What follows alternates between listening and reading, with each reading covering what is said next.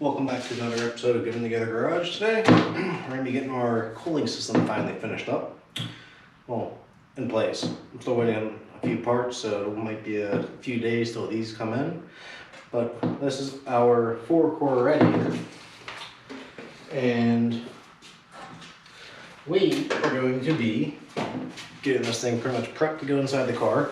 And as you can tell, it has like a matte finish, or like a brush-ish finish. But it's still rough around the edges. That still needs polished. So that's what we're going to do is we're going to take a variety of sun pippins and going from 220 up to about 5,000 grits. So that way she's going to be super shiny, almost like a mirror finish. So that's what we're going to be doing with this. But to go with this 4-core, I'll show you. I'll be kind of surprised, but it is indeed a 4-core radiator. And for what I have experienced in my time of putting one of these in my 1999 Silverado, that is one of the best things I've ever bought, because that truck stays cold like you wouldn't believe. Like, it's running cooler than ice cube probably. It is. But to go with this honker, we got ourselves, I forget what size these are exactly. I think they're, I don't know, they're, I think 12-inch fans, maybe 13-inch fans. I got 2 of these sons of guns. We're going to have these go pretty much on the condenser of the car, because it's an AC car, my 1980 Camaro. And we have 2 of them.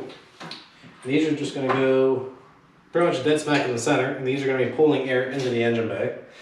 So that's how we're going to have it set up, but it's not going to be on the rad, it's going to be on the condenser. That way that can be cooled down as well and pulling air through, and still having a mechanical fan running too. But this kit actually comes with a nice setup. Only thing you need, I believe, is switches. Let me see if I can find out what we go back in here. I believe I still need switches. Because there's the light, and that's about it. And the good thing about this is it could be temperature set to kick on at any time. So you can either do that, or you can do it manually, which I'm probably gonna do manually so I can shut it on and off when I need to.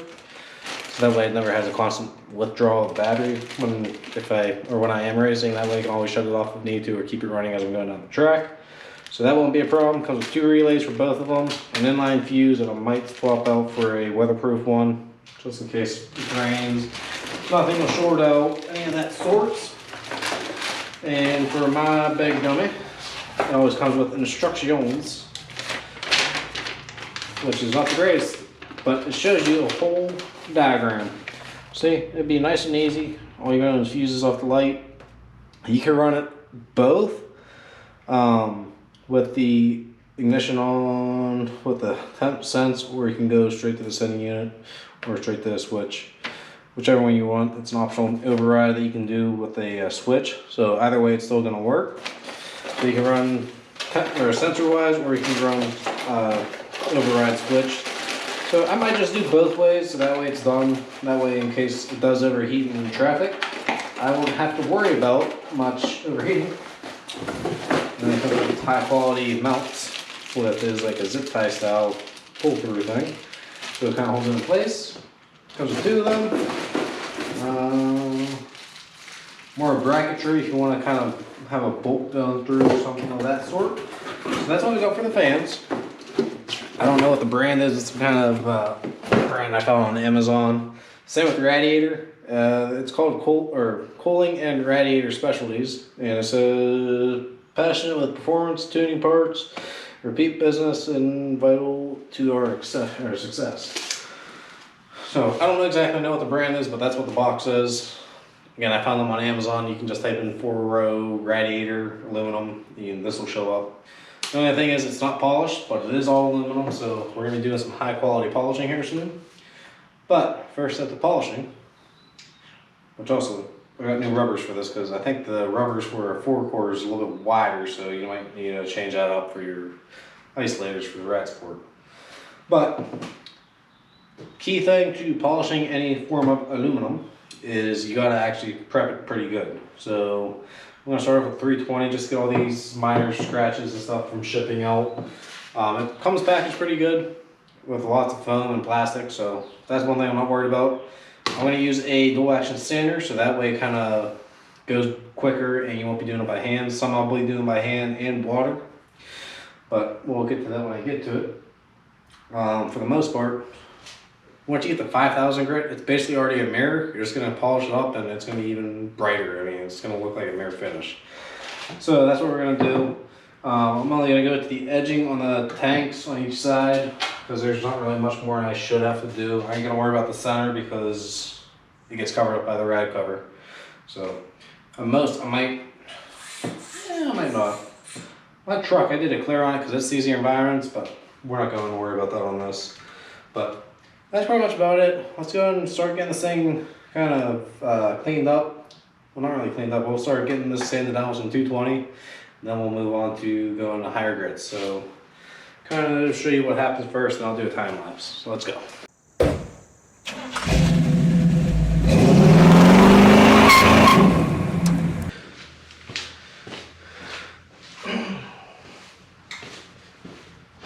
Okay, so what we're going to do is we're not going to worry about using water on this yet until we get into the 2000 grits, because it's just going to make a mess if we use it now and it's pointless because it just chews it up right now. But we're going to go on ahead and go over this with, which looks like it's kind of cleared even maybe. But we're going to go over this with 320 first, just to rough it up. And then we'll go and worry about getting up higher grits. We'll just try to get all the white residue off. Then just kind of go from there. I mean, it's just take it easy, go slow. You don't want to go too fast and just start grinding off welds. So let's go ahead and start this and see what we get.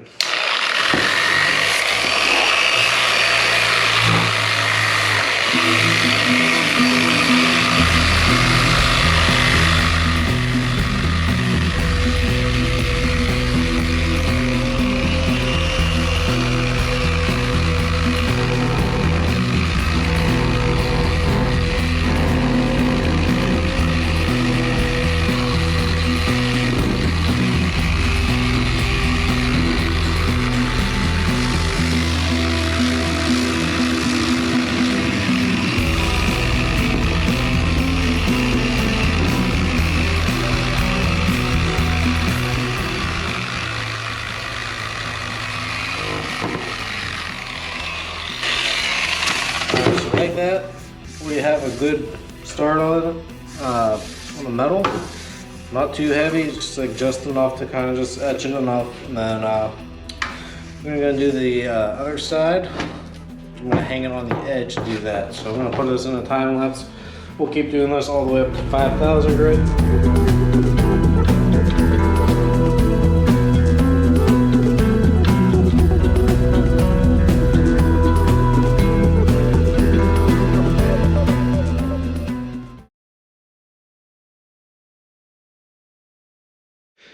Well, I'd say it's, you know, pretty well there polished on out. Pretty much, I mean, I could definitely go more if I had a more of a finer pad, but it's going to be good enough. It's going to get heated. It's going to be, you know, it's going to be getting kind of dulled up once it's in the car, so it'll be fine until next time I have to pull it out. But it's definitely better than having the brush look it had. I'm happy with it. So what we're going to be doing next is we're going to be getting this, you know, in the car finally. But again, need the parts. And then I'll be throwing the fans in too, getting that all wired in, hiding the switches, because I like a nice clean look. I don't like stuff being kind of, you know, in your face, like that. So we're going to be hiding stuff, keeping it subtle, so that way nobody really knows what you got under the hood. It'll still look like a stock car, but it's not going to be, for the most part. So that's kind of the idea we're going to be dealing with this. So I'm very happy with how this turned out though. So let's go ahead and jump into what we got to do next. So, you know, it's all a matter of a snap.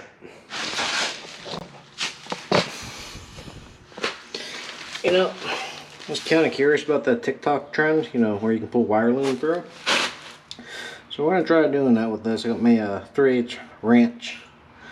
And we're gonna see if we can pull some wire through a loom. This is one of those fancy looms that have multiple spirals on them. So we'll see if it works. Let's try it. Come over here, just kind of start pulling along. Oh, I lost it. Get in there. Okay, let's try that again.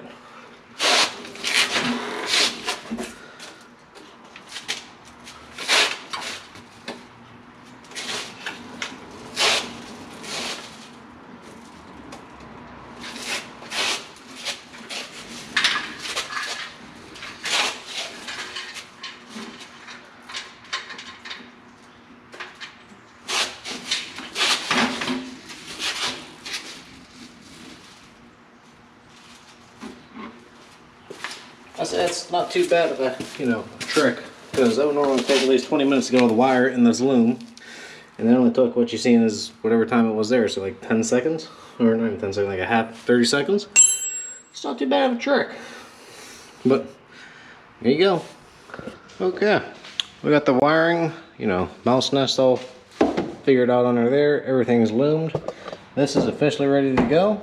The only thing we gotta do is pretty much try it out with the trailer, which we'll do it the day of, because that'll be our luck. So now we're on to, putting in the radiator back in her. So we got a new one. And then hopefully this time I'll actually finish the transmission leak. Hoping I know what the problem is. We'll find out. So I'm gonna get these swapped around real quick and we'll go figure out what we got. And then sometimes, if you just want a good laugh, you gotta splurge on some certain things, like, these big old 5-inch truck nuts, which they're called rail nuts. But I figured it's a good touch for, the Chevrolet. It's not too dirty, but it's, she's dangly. That's all you need.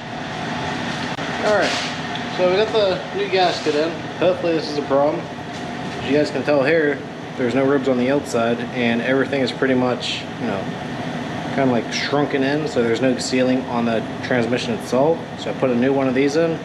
We'll find out later on this week if we still see oil underneath of it or not. So this is what I'm thinking was the problem. So I got one of these in. I'll tighten up the dipstick tube once I get it back on the ground. We're draining out the antifreeze right now. I was already rolling around in it, just what we love to do. But then I'll also start getting everything disconnected on the rad, taking off the over or the sight shield, fan shroud, loosening it enough to be able to pull this out. The other thing we'll do down the road, not right now, but we'll also put the fans in too. But I'm going to see how it runs with just the radiator itself, see if it stays cooler. But I'm going to start disconnecting hoses, get the fan shroud off the sight shield. We'll test fit it, see if we have to pre-cut anything. Not sure if I have to yet. But I have different bushings. I might need to do something here back here, so we'll find out in a minute. But let me get this all apart and we'll plan ahead when we get there.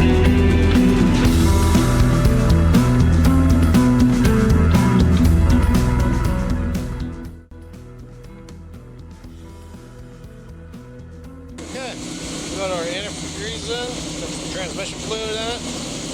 We're gonna let it sit for 2 days, see if it leaks anything. But also got to charge AC on this, but engine temps are staying right at 180. So everything's looking pretty good. Nothing looks out of whack, so I'm pretty happy with how this is sitting. So we're gonna go ahead and let it sit for a few days and see if everything leaks. Cold start the Camaro. Let's see what we got.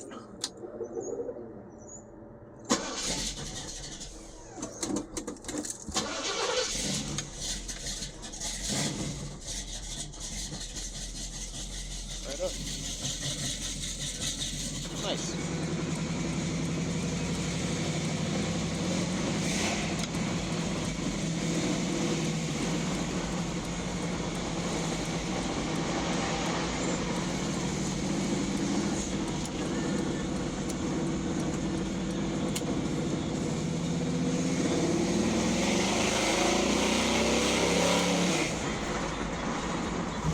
Well, here we are. Got the first cruise going on. First test drive with the new radiator. She's staying pretty cool. Right now I just left work, so she's a little extra cool, but it stays about I'd say about 180 it's now staying at, constantly. It's about, I don't know, 75 degrees out, nice and coolish, but warm. But everything's running pretty good. 2 small leaks I had to fix because there was like a rad extender adapter that was on the radiator that I didn't notice, so I had to retighten them up this morning. But everything's working pretty good as it should be. Car idle's a lot better, startup's a lot better now with the spark plugs being perfectly gapped and everything of that sort. So far pretty happy. I'll find out. We had a little bit of a transmission leak, I noticed, but I also overfilled it on accident, so it could be a mix of that. But all in all, it sounds pretty freaking good, you know what I'm saying? But let's show you guys a little view. Currently sitting in traffic, temperature slowly rising. You guys can see that. But everything's cruising pretty good. I'll show you guys a little bit better view of us getting on it in just a minute. Yeah, here we go.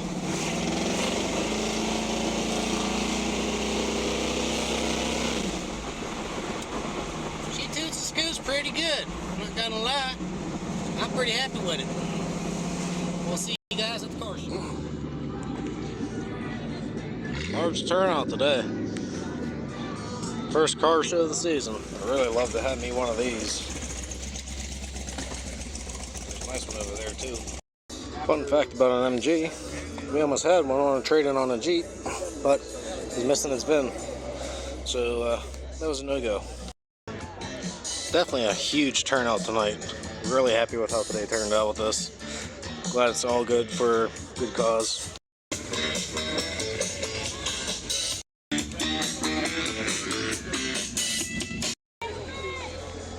This would be fun to build. I want to do me one of these so badly, make it look like my lifted truck. It'd be nice. These two are really nice. Like, she's pristine. This one was just finished up. Some newer stuff too. Superchargers on a challenging charger. It's a nice C10. I think it's 62 or 3 maybe 61. I don't know how to tell on the back windows, but she's clean. New Shelby GT500. Seems pretty gnarly. Multiple Camaros coming around. They're all looking pretty good. It's an old ZL1 motor, 3x2, 340 horsepower. Never seen a big block like this. What do you guys know about these motors? If there's anything special. Also a Yanko Tribute. An all aluminum ZL1 engine is why that's what's special about it. The big block's all aluminum. Neat. Another silver Camaro. This one's got AC. But all I know is it's got newer Camaro seats in it. And it's stick shift. Nice. That's pretty gnarly. Lowered old Chevy truck. Don't let the girl fool you. It's definitely a 78 or 77. 4-speed too. Just needs birds now. Old Cyclone too. Those were the fastest trucks when they first came out. And this nice old gem. Nice old F-150. Clean and huge. It's 1100 horsepower roughly. She runs I think almost 8.5 seconds at the track. This thing is nuts. True sleeper, you'd never see it from the outside. It looks too quiet to even know.